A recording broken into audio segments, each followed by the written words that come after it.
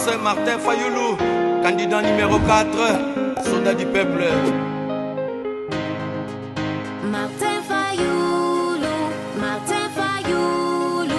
notre président. L'espoir du peuple. Biso, Tolanda seye, to vote seye. Martin Fayoulou, président. Oh, oh, oh, oh, oh, Martin Fayoulou.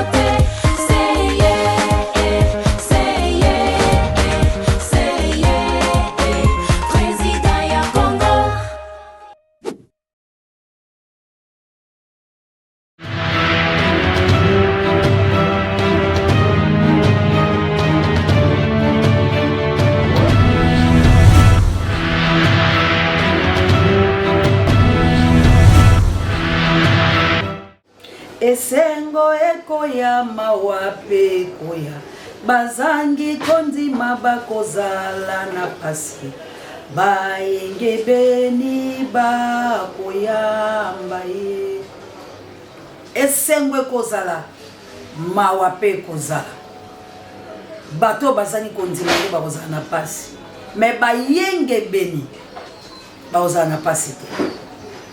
Lelo tokoti année 2024 avec ma difficulté immense on a le 3 janvier 2023 tomoni accomplissement malobanza mais pas pour s'arrêter. Lelo oyo difficulté immense dans la République démocratique du Congo nanu tomona modèle ya mapona miboete. Donc République démocratique du Congo est ici na ba Congolais lo lenge nyonso ya bolamu pe mabi. Lo lenge nyonso ya bozoba pe bonyama. Lo lenge nyonso ya bato ya mayele. Yo peuple congolais bisika nyonso oyo ozali. Na makambo elekine ko no Congo. Lelo tango kolia, tango kozana bana parce que eza obligé. Olesa bana, obima pour être nkolo abatelio outaki veiller outa osambelaki siko na minute tango kobanda kolia eloko nyozo kanisa pona Kongo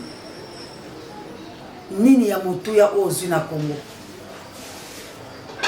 nini ya mutuya oyo kangi pona 2024 pour ça quelque chose pour les Congolais nini ya mutuya yo kangi pour ça quelque chose na libala na nini ya motuya yo kangi pour ça quelque chose na famille ndeko langa peuple congolais na ebi elelo ezali nzao moko matina na motema toyemba na église elelo ekozala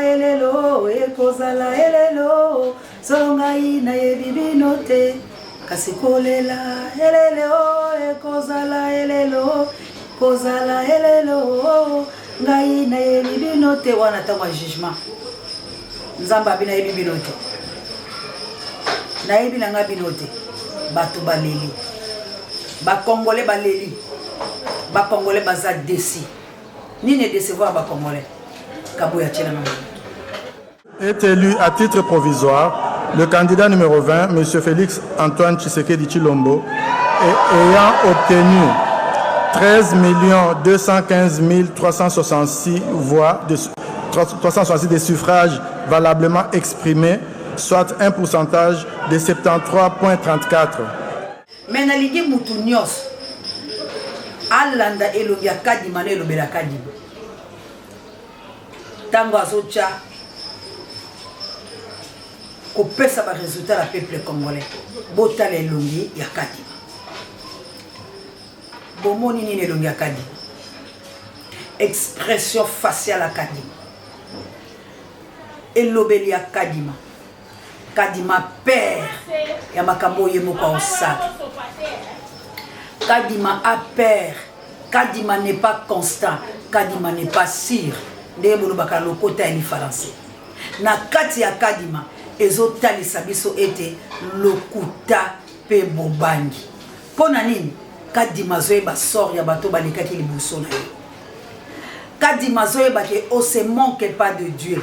Ce que homme aura semé, il le moissonnera. Kadima na kati na ya zoyeba ke eloko nga Kadima poa onga na memi. Eza poa ya 100 millions d'habitants. Poa onga na zomema. Eza poa ya makila ba congolais. Poa onga na zomema. Eza poa ya désorientation ya ba congolais. Poa ona zomema lo Kadima zolela na kati na ye. Mais tellement satana, il faut accomplir mission na ye. Il y a destruction. Où est le Jean 10:10. Les voleurs viennent que pour voler, dérober, égorger. Mais Nzamba lobi, moi, je suis venu afin que les Congolais aient la vie en abondance. Ndekolanga, lelo na yenanga ko sala émission te. Tozana éveil patriotique. Lelo na okayeka moté mais un jour à repos. Diable a combattre ngana kabuya. Mais le quoi toza bana nzambe. Tolongi Satan. Tout c'est année 2024. Tout coach année 2024 avec ces recettes. Mais nzamba lola, ba image musubo komone eza clarté pour le bito pesa ki belo. Diable ne voulait même pas tozo ba image. Diable alinga ki te peuple congolais ba sepelata muke. Mais to kenda ki le tonga la gloire de l'Éternel. Bisika plutôt monaki action de grâce au samo mokonza salaki. Et ça qui se passe c'est mon tolobi ba orphelin ba zebele. Bana bazolela kolate zate. Mutu nyoso a contribuer ki nga aussi ana linga bilili. Mais diable linga ki a milinga pour bilili ezalate. Mais on a fait un effort, il y a construit un mot à la téléphone pour tout le peuple de Dieu qui est mis sur tout le temps pour la solo, peu importe comment. Mais d'ailleurs, comme on a makambo et salamaki lobby, et un de makambo et sur les Congo. D'ailleurs, comme on a makambo et komaki lobby, il y a humiliation. Il y a pas bateau, parce que moi 10 francs la bango, balo bako seya lembo la bango, ok seya za la mutabongo te. Océa ça la compassion. Océa linga bato ba sepela. Océa ye pour Congo soit libération. Et hier Congo la biso senyaki. Hier Congo la biso senyaki. Hier ba mort bazwa maki lobby et manifestation à peuple congolais et salamaki. Mais tika la soye bisayo. Bato bakufa ki lobby. Bato ba sepela ki lobby. Bato ba se manifesta ki lobby. Pona kola ki sa ete to sepelite to ana passe. Biso na soto sai na biso mabete. To komi lelo na virage à suka ndekolanga. Na recommandé bananza.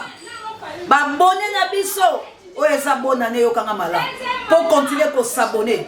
Esika o okobika. Esika o kozwa récite. Esika oyo nzambe ako fortifier yo. Esika o Congo kozwa lisekwa nango. Abonner massivement. Bo s'abonner massivement. Bo partager monsieur. Tozana Genèse. Chapitre 1er, na 6e verset. 2024. 2 plus 4. Na Bible ba chiffre, na ba lettre. Tosola moko mususu. Ndekolanga 6e jour, botanga Genèse chapitre 1er. La création. La création du monde. La création de la République démocratique du Congo. Ça se crée lentement et sûrement. Mais ni na yebisa yo ndeko. Kozala mobilité. Zala molim. Kozala mabelete. Zala molim. Pourquoi la zo yebisa bongo? Parce que l'homme a péché. apeshaki kaka mukolo o nazo yebiso lelo balalisaka ye profond sommeil nazoloba l'homme ya moto te mais nazoloba homme ya mobali bazwi mokuwa na ye basali mwasi moto alalisaki mobali azalaki mais nani alamusaki mobali ndeko na ngai yokanga attentivement nani alamusa mobali bokomante lelo na oloba la bino virage à récite virage à kobika virage à liseko ya République démocratique du Congo ndeko nani alamusa mobali po balalisaki profond sommeil tiré par Poutoulou va souffler la narine. Amoni, Nzamba lobi, il n'est pas bon que l'homme soit sec. Là, c'est semblable. O Ezayonanga. Malal, c'est que Mobali profond sommeil. Mobali à la mouki. Bazu Mokoua, basale lié ressemblance. Mosungi naï. Mais nani à la moussa Mobali. Nani a yebisaki Mobali. Forme o basale la ki moisi. C'est là l'homme avait péché. Dès le commencement. Olia Toun, Olia Zélande Kolanga, ma Pierrette Landana, ma Clémence Dinanga Mosakola Biko, équipe Polate, Malananga Kunya de Langa, Bolanda la Bokebi, Yanga Mokonz, Bolanda la Bokebi. Moi la mère de Brino, Landa la Bokebi. Bonne année à vous. Maman la jolie la Suisse, Maman Dolo, Maman Samuel, bonne année à vous. Achille Mave, le grand professeur, na molonga no Mireille Mave. Na mboka yanga mokonzi Angleterre. Big Daniel Ngenda. Bonne année à vous. Ali no mo que monseigneur li soit encore hollandais noir moto mon prêtre. Bonne année. Achille Lantela. Bonne année. Nani ala Moussa ki mobile. Partout ba congolais boza ba maman missionnaire na plus cette rondée. Na mboka ni tababe il faut que yo moto la ba kopa le monde. Mama Jawa salam alaikum na ba mizima na nyoso. Nani ala musa mobali? Mobali ala muki. Azwa tata ko tuna mokelite. Esengwe tondi de bolanga plaisir et moma. Alobi misuni nanga. Mikuwa ya mikuwa nanga. Est-ce que basalaka mwasi na misuni ya mobali? Po misuni ya mobali de putu. L'homme alléga, il a péché contre Mokeli. Kabouya yamba bango le loto yambate, le lezatolo ba mukie pour sa bonne année. Tosui kata oh merci Kabouya l'homme puissant ne change pas l'équipe qui gagne. Poto sola la paix. Toi fermi paix. Toi la bango victoire. C'est par là que dominant Seigneur so oh nzamba pesa ki na mobali. Moi c'est azwakia. Mama Telema. Mama Telema.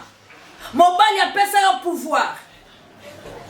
L'homme a échoué dès le commencement. Yango moni nzamba tali. Alors bitelanzela na moi s'il y a quelque chose. Mais cette femme elle est face à la femme sage. Maman la bouka maman congolaise. Zalo kwa basi o kabu ya vidéo pour tous. Lourd et l'âme révoltée devant l'avenir de nos enfants à nouveau menacés que nous, les mamans congolaises de toutes les provinces, de toutes les communautés du pays, nous appelons nos pères, nos maris, nos frères, nos enfants et tous ceux qui ont l'amour du Congo à marcher avec nous, à nos côtés, pour réclamer le respect de la volonté du peuple congolais qui vient d'être bafoué par les élections les plus chaotiques et les plus frauduleuses jamais organisées dans ce pays. Le 20 décembre, c'est le cœur rempli d'un espoir immense que nous avons quitté nos foyers pour aller jusqu'au bureau de vote. Nous avons marché avec nos enfants sur le dos ou à nos côtés pour aller voter. Partout, nous avons attendu sous le soleil ou sous la pluie pendant des heures. Il n'y avait pas de matériel et de nombreux bureaux de vote étaient fermés. Et quand ils ouvraient, les machines tombaient en panne. Le lendemain, les choses ne se sont pas améliorées. Au contraire, elles ont empiré. Certains d'entre nous ont été victimes de violences, de menaces, de harcèlement et de coups parce qu'elles ne votaient pas le bon candidat. Une de nos sœurs a été dénudée et exposée nue publiquement devant les hommes et des enfants. Vous avez tous vu ces images de la honte. Un certain pouvoir a décidé de s'imposer à nous par la fraude. Ce pouvoir a piétiné notre dignité, a jeté à la poubelle notre souveraineté et a choisi d'ignorer nos voix, celles de nos parents, de nos maris et de nos enfants.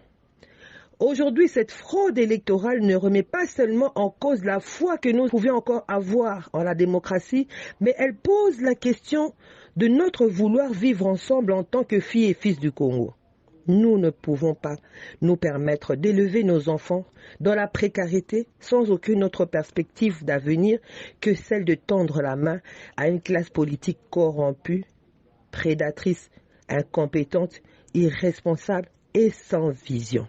Dans quel pays du monde pourrait-on accepter ce que nous venons de vivre en RDC? Douter que le chaos a été organisé, c'est croire en un homme qui voit la grossesse de sa femme pendant 9 mois et qui ne se prépare pas pour l'accouchement. C'est confier une famille à un irresponsable, maman diplomate, maman ambassadeur. Pouvez-vous vraiment fermer vos yeux et vos oreilles, détourner vos regards de notre souffrance et de notre désespoir et ignorer le son de la révolte qui gronde dans nos cœurs? Aujourd'hui, notre jeunesse est séduite par le chemin emprunté par la Guinée, le Mali, le Burkina, le Niger, le Gabon. Ce chemin finit par lui donner plus d'espoir que le droit au vote qui nous a été confisqué par le pouvoir ce mois de décembre 2023. Le cadre démocratique qui régit notre pays est issu d'un accord de paix. Le fondement de cet accord était de substituer l'accès ou le maintien au pouvoir par la force à l'organisation d'élections libres, démocratiques et transparentes. En fraudant et trichant de manière aussi outrancière durant ces dernières élections, le pouvoir a choisi de remettre en cause le pacte de paix qui nous liait tous. Il a choisi la guerre et le déchirement. Ce 20 décembre 2023, la tricherie s'est substituée à la démocratie. Machine à voter. Nous répondons machine à voler. Des machines retrouvées avant, pendant et après les élections dans les maisons des candidats proches du pouvoir. Ils ont foulé aux pieds notre souveraineté et réduit nos espoirs en cendres. Mais qu'ont-ils vraiment gagné? Par suite de leur tricherie et de leur refus d'entériner notre choix. Le pays est désormais plus divisé et plus déchiré que jamais. De surcroît, de toutes ces choses, que dirons-nous à nos enfants?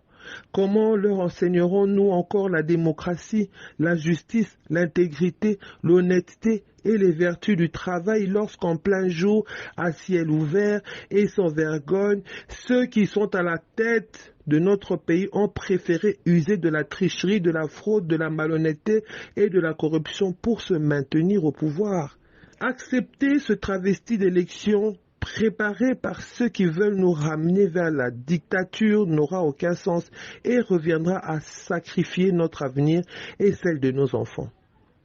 Il n'y a aucune dignité possible dans la tromperie. La guerre à l'Est ne va pas s'arrêter.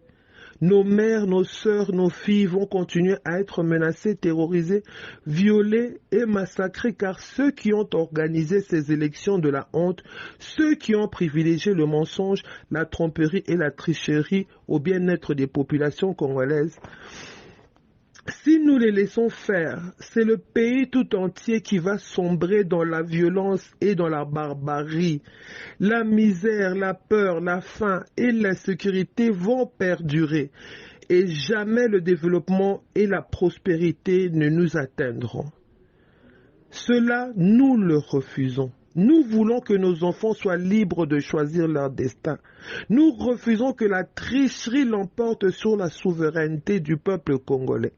La victoire que M. Denis Kadima veut accorder à Félix Tshisekedi, nous la rejetons.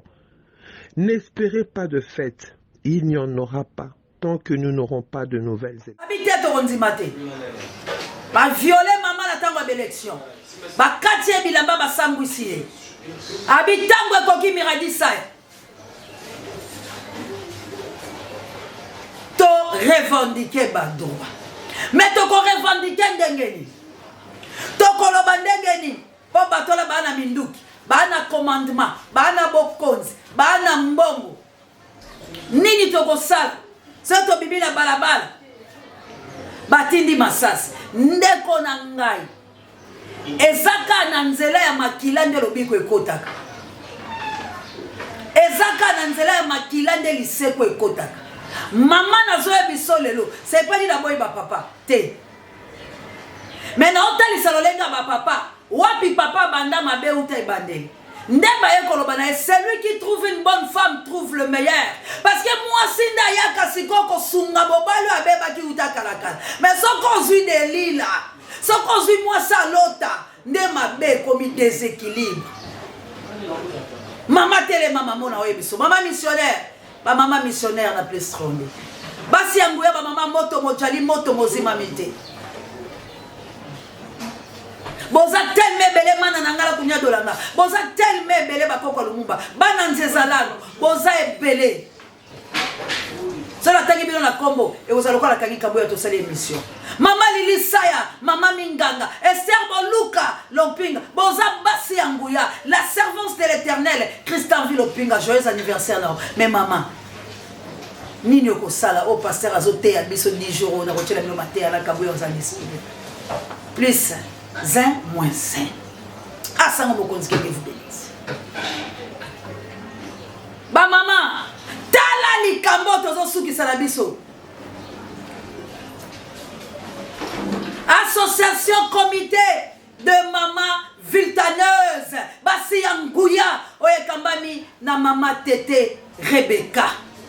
Ah maman na rappelle Madeleine Azana 4. Association comité de maman viltaneuse.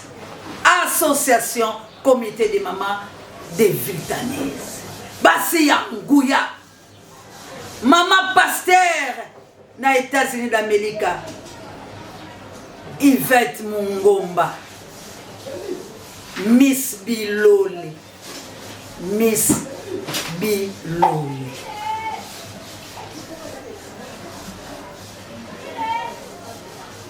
Nazali koyebisa bino ba maman. Botelema. Pourquoi il faut botelema? Na souki silanga kabuya nga na ozo tenter merci que Dieu vous bénisse na moment où il faut te lever la paix de Dieu. Tu es mis plus de 100 millions de Congolais partout bazali batelema ki lobi bravo. Ba obo sepela ki bravo. Mais dans la récite de libération en 2024. Pour mon goût la biso akwe. Abi Monique Kaza plus fort ndekolanga Esther. Chapitre 4. Ndekotanga ngoti na suka. Obesuka la 17e verset. Mardoché amoni décret mimi ndeko bateki Congo. Division à Congo. Batu bako bouda, batu bako kouf, toko revendiquer ba droit. La raison du plus fort est toujours la meilleure. Basi ba publier Félix Tshilombo. Na tricherie na makamino so mabe, bangola bazu bokonzi. Fayulu a été humilié pour batu mabe ba yaki pene na ye. Eza problème te. Bazo signé ba décret revendication eza problème te. Toko sala ba marche toko bela eza problème te. C'est qu'elle est amour. Mardocha pousse les pas Esther de Kolanga. Esther a lobby c'est impossible pour la qu'elle est pas roi. Parce que mon bali nanga macha mobeko. Alors avant muta pousse les pas langa et ça langa monde roi la benga. Alors et pour ta roi benga il faut ça après 30 jours. Tala mobeko wana. Mobeko ba tsheli biso ba Congolais. Congolais ko bikate. Mais yo moko Congolais il faut prendre conscience le long de la holo babwe pour ça fin pour to telemato libérer soko yo kingande. Qui l'a mis dans le temps que tout manque les comptes bouclés le connaît femme pécato. Maman la chabienne. Maman sociale. Taya Ngoy. Nouveau riche premier. Gloire Lomping. Gradir Lomping. Taya Ngoy tozo qui les va pour remettre Angola no bondi à botard de bonheur et bio bokolandanga. Maman d'Angola la mokite Florence Maton 2000. Maman Jacqueline Bonyoma. Les number 1 océan de la presse jusqu'à M. Papa Michael en France, maman Célestine en France. Totel ma maman. Totel ma jolie qui est dit maman Faf. Boza wapi basi yanguya. Na obela bilo bozebele. Ba maman ya moto mojali moto mozimamite. Ndeko nanga Mardocha kei. Aebisi Esther yo posa victime. Esther aebisi. Ngana risqué na okufa. Pola mboka langa. Mais na oyebisa bilo boyokanga. Ndeko boyoka. Pe bo salela. Ce boyoki te est éliminé. Na lobaka. Nzamba yebisi la game sa président. Attention, tu perdais par ta propre faute l'héritage que Dieu t'a donné. Personne m'a crié. Ba Moïse Bayen a lobby président baza ba traître bangote. Mutanji bayengate. Aujourd'hui talande ba Moïse Bassa. Ba yaki kolukani. Est-ce qu'il faut te croire na ba Moïse na théâtre na ba Basali? pour balkaniser mboka. Bato basala qui alliance. Congo la yo Congo la ngaza tingana kabuya. Vous croyez que to kutingana kabuya to bunda kabuya otekanga. Ngana oteka kabuya. Jamais. Kabuya ça okinga na passe hôtel. Ngaso na kabuya na passe na hôtel. Kabuya ça la problème fa le kabuya serna. Et à Moïse Katumbi la Félix. Mission accomplie. Félix Kabila Fanda a plusieurs fois. Quand Makambo est comme Kabila qui est la Est, il y a un balkanisé comme Moté. Sokoyoki. Nini Mardocha Lobi. Et ça a le Kende. Bon jeûner pendant 3 jours. Mokeli. Balakimba Moudiamtou Songanzil. Mama Kom. Na Canada, na Mboka Papa Alfred. Na Mama Clarisse. Bissotou. Soki Tolingi Congo. Ba Congolais, Inisonou. Jeûner pendant 3 jours. Tolongola mitema mabeli kunya, assassinat, traîtrisme. Banda kokila mabeni osoyo salaka. Yaya, soki sazata moko la République démocratique du Congo to renverser pouvoir au peu importe quand il m'a makasi. Bisone to ba faible poto olinga teto zonge pas mokeli o asali Congo. Il y a un Dieu dans la République démocratique du Congo. Si Dieu avait agi dans les Israélites, et bon, pourquoi Congo, nation Oya Pesengano, Tonio Kwama, Dieu n'est pas content. Parce que les Congolais, vous êtes des naïfs.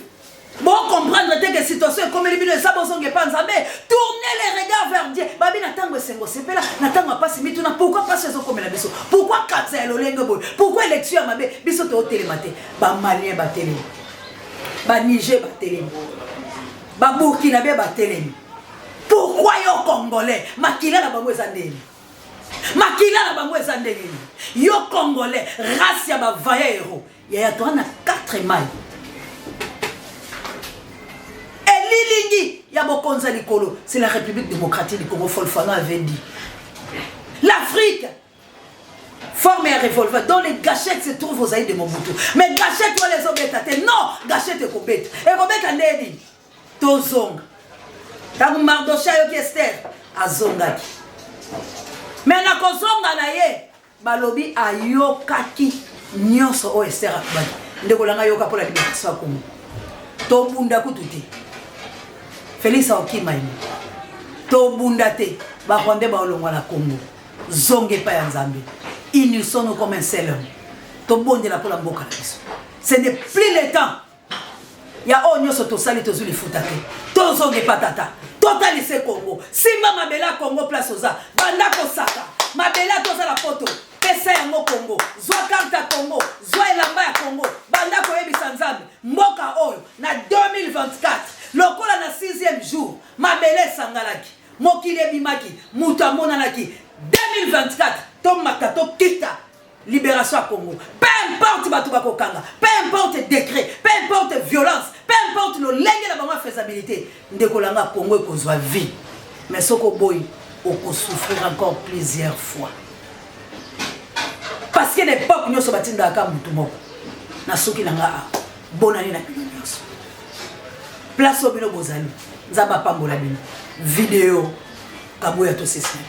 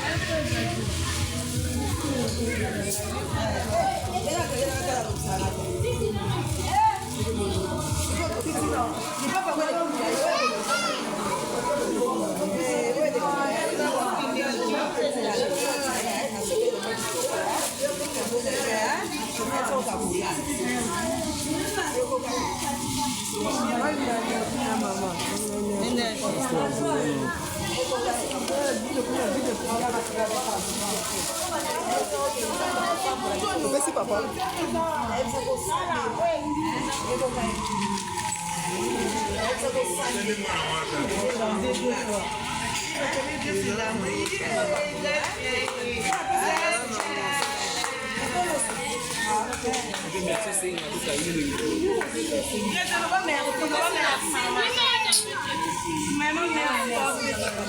Merci na bandeko na biso malgré difficulté malgré mikakatano vraiment nzambe azali mpe kosunga biso na mwa loso wana na mwa baji wana bao mpe bakozwa mwa bilamba makaboli bilamba wana ebombamaki ezalaki ebele me bino mo boyebi nga nazalaki na pasi bandeko basusi me oyo etikali bao bakozwa kaka basepelaka nzambe apambola biso apesa biso makasi mbala nsima tokosala ndenge kaka tosala vraiment napamboli kwa ser didie napamboli mpe bamama nyonso ya la gloire napamboli mpe bino nyonso bana nzambe akosunga biso tokotanga tokolia tokokende liboso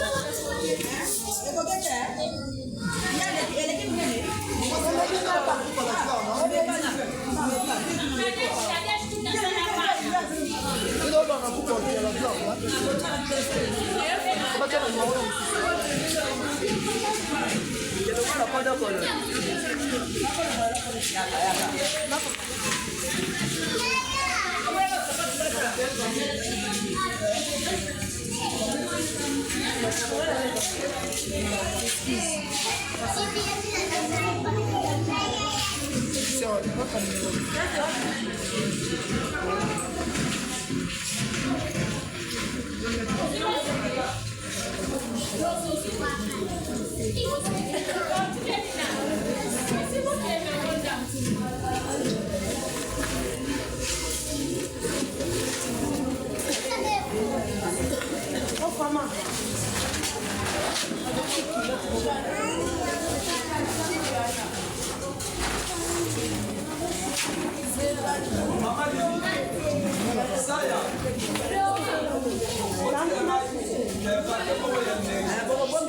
kolata balata mpe batina minene ekoki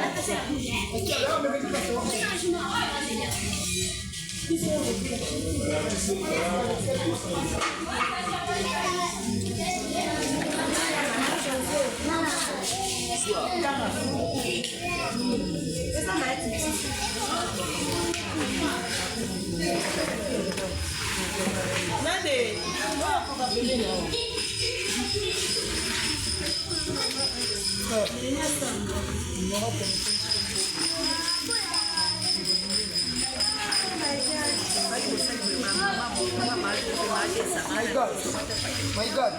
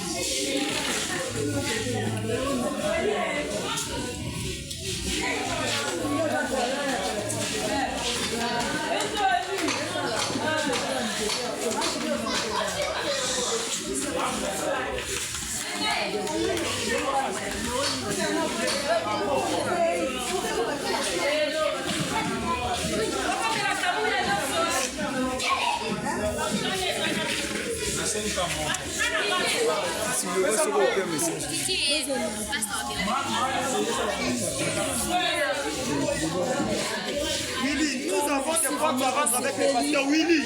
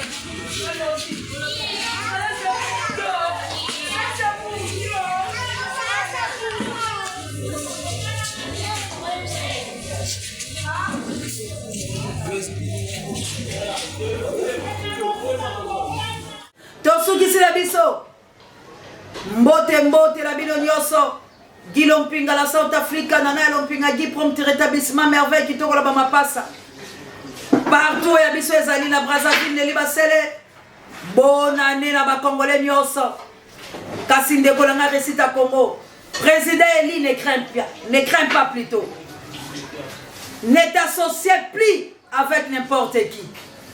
Tournez les regards vers l'Éternel qui t'avait choisi. Nzambe walanda kozano elongo. Et Tumba ya Congo, peu importe. Ce qu'on a dit destiné au vent de la Kituala, au vent de la 2024. Mais pas au vent de wana. Bino peuple congolais, soutenons Mos, Maboko Likolo. Koya la trahison te.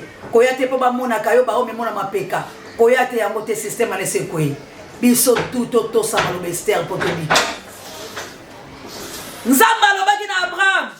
Pesanga Isaac fils unique. Ndeko langa ko yebisa mutute eloko ngo sala pona Congo. Abraham a yebisa ki Sarah te. Abi shoko na yebisa malili ke pasta ba sendi Esther fils na unique te malili ngo ya binzamba lengate. Mwana Sarah sina kimobange. Mwana passe. Abraham alobi. Nzambe soki na trouvé grâce na osala makangaka Isaac na ibaki. Isaac atune to komi place am. Wapi nyama. Isaac amonika ba olinga. Nzamba alobi oza minanga. Obomate. Makila ya Yesu. Eleki makila nyos. Esther a défendu ebiso. Mais ye makila na etanga kite. Ndeko makila nyoso ya Congolais fwe ganga na 2024. Tangu yo kolinga ozonge pa ya papa ba rosé ba hotelenga ba kapanga sinon te totika ka ba perroquet nzamba pambola ka buya longue personne ne change pas l'équipe qui gagne année 2024 na yebiko kosepela prompt rétablissement na Pape Ndiaye directeur recherche stratégique na yebika année 2024 et pesa mena sango mokonzi que Dieu vous bénisse par émission ba congolais nyoso place bozali mon ami de tous les temps dino lo soit là où tu es que Dieu vous bénisse tika nzambe alo la pesa bilo makasi pe molimbo pe akoyoka po tout ça et la poto longa.